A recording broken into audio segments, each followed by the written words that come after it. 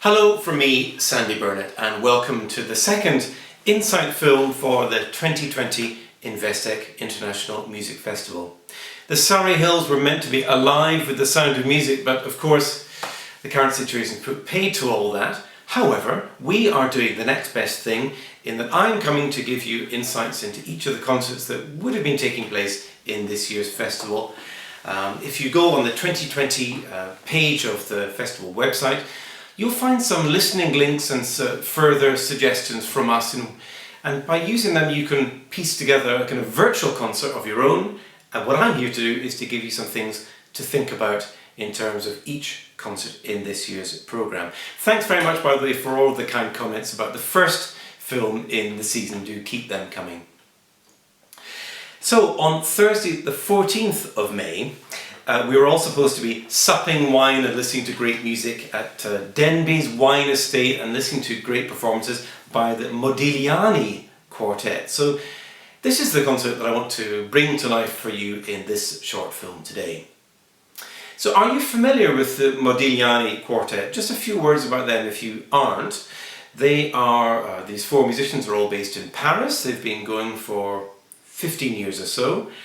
And they've made 8 recordings, and a couple of years ago they were the first string quartet to be given the chance to perform at one of Europe's newest and most glamorous concert venues, the Philharmonie in Hamburg, quite a feather in their cap.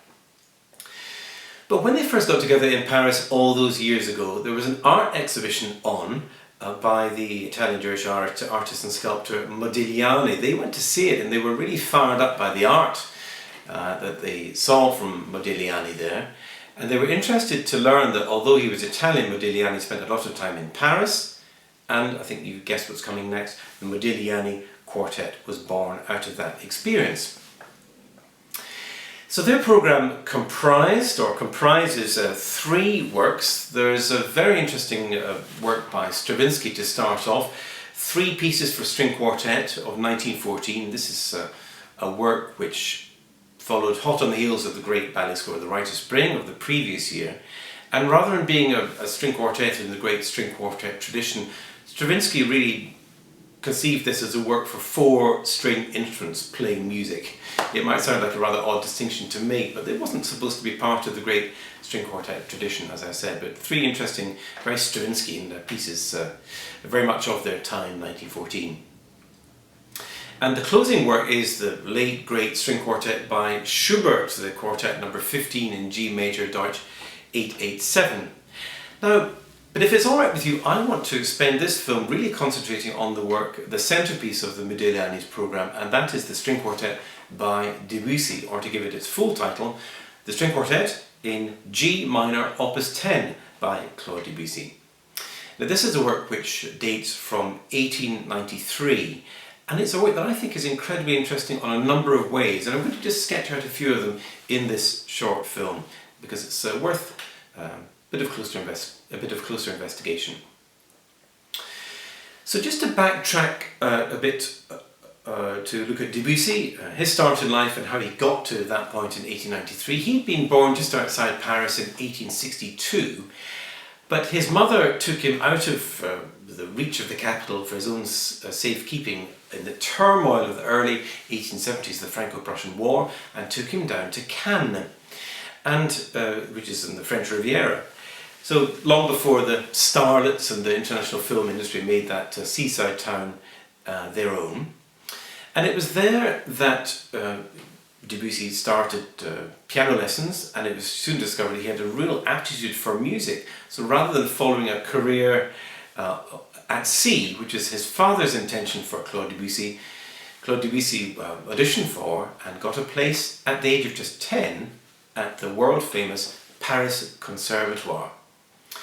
So then a kind of very unusual education got underway for Claude Debussy. He took his place up at age 10, he spent a further decade at the Paris Conservatoire and didn't have any regular schooling apart from that. The only extracurricular schooling he had in terms of reading books and studying ideas was in the cafes of Paris. And that sounds incredibly glamorous, doesn't it? He used to hang out at cafes and salons and got to know all of the great poets and writers of the symbolist movement, which is really all the rage in Paris in the late 1880s. People like Stéphane Mallarmé, who said, "Young Claude, would you like to write a poem? Would you like to write a piece of music based on my poem Prelude to the Afternoon of a Faun?" And Debussy said, "Yes, I would." And of course that became a great early orchestral work by Debussy. And similarly, Maurice Maeterlinck wrote a play, Pelléas and Mélisande. Debussy, unusually for an operatic composer, came up with a word-by-word setting of the play, and that became one of the great, in fact the first great operatic masterpiece of the 20th century. So at that time, Paris was going through a real love-hate relationship with German music. And if you've seen the previous film in my series in which I talked about Beethoven and Mendelssohn, you'll have heard me say that when Beethoven died in 1827, it left a massive problem for European art music composers in the 19th century in terms of how to follow this great example that Beethoven had set. In Germany, there was a really strident, adventurous wing of composers, people like Richard Wagner, who took Beethoven's example and made it even more outlandish, grand and imaginative, culminating in the great late music dramas or operas, The Ring Cycle and Parsifal. So again, over in Paris, the young Debussy and men like him were captivated by Wagner's example. In Debussy's case, only for a short time, because Debussy then turned against Wagnerism and came up with his own way of doing things in Pelléas, the opera I mentioned a few moments ago. So, onto this quartet. Where does this quartet fit into this scheme of things? Well, similarly in the world of chamber music, and this is really what we're dealing with in the Investec International Music Festival, there was a fascination with the German or the Austro-German way of doing things, and there was a chamber music society set up in Paris, set up to perform great Viennese and Austro-German traditional string quartets in the best way that could possibly be. And it was part of that season, it was for that season that Debussy wrote his string quartet. So this is where we have the very interesting example of that name of the string quartet. Remember I called it the string quartet in G minor, opus 10 by Debussy. It's the only time that Debussy ever mentioned a key in the title of any of his works. And even more oddly, it's the only ever time that Debussy ever gave any of his compositions an opus number. So he leapt straight in at number 10. So what I think he was trying to do is he was trying to present himself as already a member of the chamber music establishment, already an established composer. So if following the links, or perhaps reaching to your vinyl collection or your CD collection, you get to the start of the Debussy's string quartet and just check out the first minute, a couple of very interesting things happen, which I'm going to use to flesh out my, to illustrate my point that this is a string quartet really not like the German example. So the first idea we hear is a bold one that starts in what we call rhythmic unison, by which I mean all of the instruments play the same rhythm at the same time. And this is how the theme goes.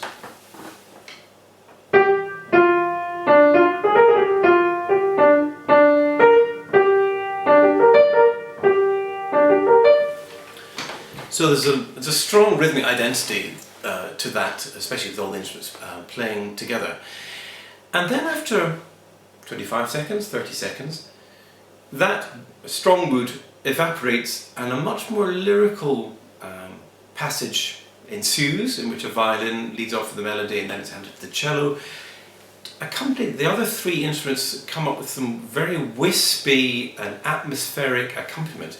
And this is the first example in this quartet of what has become known as French Impressionism. It's a label, of course, very much linked with the artistic movement, and Debussy's music, early observers spotted that it was in a similar way sort of impressionistic. So that's a label which, for better or worse, has stuck with Debussy's music. And you get a great example just 30 seconds into this quartet where things really start becoming much more atmospheric. So there are two, so in a way that's very much in the lineage of the string quartet tradition. You'd have a strong idea followed by a more reflective one. Haydn, Beethoven, Mozart all did that in their opening thematic groups of their first movements.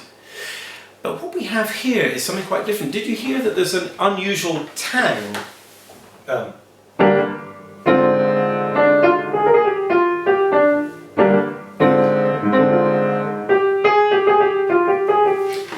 minor but with an A flat in it, so the flattened second. So he's playing around with modes really and finding new kind of scales to work with. And again, when you progress onto that atmospheric section that I mentioned a couple of times, you will sense, I think, that the music isn't supposed to go anywhere. It's hovering and it's creating this impressionistic atmosphere. But this is also part of Debussy's craft. He felt that Austro-German music was very goal-driven. It was always meant to go somewhere, reach a climax, and that sort of thing. But Debussy's music hops from one mood to another and sketches out moods, and that's part of his special charm. And that's his contribution to becoming creating a distinctly French style of music. Debussy later on in his sonatas, late works, designed as a musicien français, so it was very important that he was creating a French style of music. Nonetheless, well, perhaps I should just quickly talk about the second movement, which is a fun scherzo, which makes the most of two different ways of playing string instruments, strumming with pizzicato or plucked chords and using the bow. It's a very clever kind of interplay between those two methods of playing string instruments. And then in the centre of that movement, it's in ternary form, so there's a central section which contrasts, and again we're back to that kind of wispy atmospheric mood.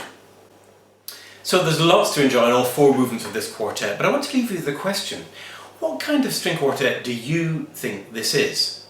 Have a listen and then formulate your answer. Is it a truly French work through and through? There are lots of French flavours to it, as I've already explained. But do you sense a kind of German character also coming through? Sounds of late Wagner, for example, because you might pick up on that as well. And it very much does depend on which recording you're listening to, I would say. So it'd be a really good idea to listen to more than one if you can. So is this tout à fait français or ein bisschen deutsch auch? So that's the question I have to ask you. Finally, remember, this quartet, 1893, was written at a very interesting time. The Belle Époque was in full swing in Paris, but Romanticism was just reaching its end and a new kind of classical music future was breaking through. And this work by this composer was one of the works that was making the change. Happy listening, and I hope you enjoy listening to all three works in the Modigliani Quartet's program using our links on the website. Keep well and do join me again for the next and final film in this series.